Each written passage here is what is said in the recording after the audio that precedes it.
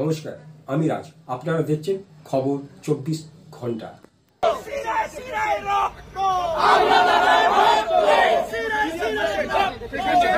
ভালোই লাগছে কি এত কম বয়সে কথা হচ্ছে, কনিষ্ঠ না কথা হচ্ছে, কতটুক মানুষের কাছে আমি যেতে পারি, ওদের পাশে দাঁড়াতে পারি, সেটাই হচ্ছে বড় কথা। এত কম বয়সে হয়ে জয় তো আমরা আগে থেকে বলি। ময়দানে প্রথম প্রতিদ্বন্দ্বিতা করলে কেমন অভিজ্ঞতা হলো? খুব ভালো, মানে মানুষের বাড়ি বাড়িতে গেছি, নিজের মানে সন্তানের মতন ওরা আমাকে দেখেছে। খুব ভালো অভিজ্ঞতা ছিল। আশা করছি এটাকে নিয়ে আমি এগিয়ে নিয়ে যেতে পারি।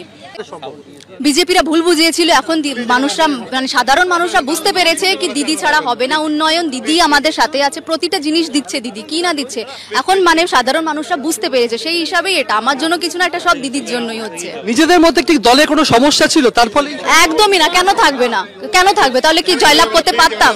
আজকে আমরা এত সিট মানে এগিয়ে আছি, এত লোক মানে ভোট আমাদের এগিয়ে আছে। যদি প্রবলেম হতো আমাদের ইসের মধ্যে, তাহলে সিটটা এগোতো না। তো আমাদের নৈতিক দায়িত্ব রায়গঞ্জবাসীকে যেটা প্রতিশ্রুতি দিয়েছি, সেই ডেভেলপমেন্ট, রায়গঞ্জের যাতে সার্বিক ডেভেলপমেন্ট হোক, এটাই আমার লক্ষ্য।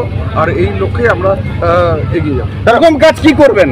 দেখুন, রায়গঞ্জের মেন তিনটি কাজ প্রাথমিকতা দিয়ে আছে। যেমন রায়গঞ্জ পার্শ্বের রোড কানেক্টিভিটি আমি বলেছিলাম 90% কাজ হয়ে গেছে, 10% পেন্ডিং আছে। সেই কাজটা আমি করব। রায়গঞ্জের ড্রেনেজ ব্যবস্থা, সেটা রায়গঞ্জের বোর্ড অফ অ্যাডমিনিস্ট্রেটর আর যারা কোঅর্ডিনেটর আছেন তাদের সাথে বসে নিয়ে একটা মাস্টার প্ল্যান তৈরি করব। আর রায়গঞ্জে একটা জঞ্জটটাও একটা সমস্যা, সেই জঞ্জটমুক্ত রায়গঞ্জ কী করে করা যায় সেই প্ল্যানিংটা আমরা করে নিয়ে ডেভেলপমেন্ট। বিজেপি প্রার্থী এইমাত্র বলে বেরিয়ে গেলেন যে রায়গঞ্জ ছাপ্পা বিধায়ক পেল না। যেভাবে আমাদের উপর বর্ষিত হয়েছে, ভালোবাসা যেভাবে আমরা পেয়েছি, তাতে এখনো আমাদের হাতে 6 রাউন্ড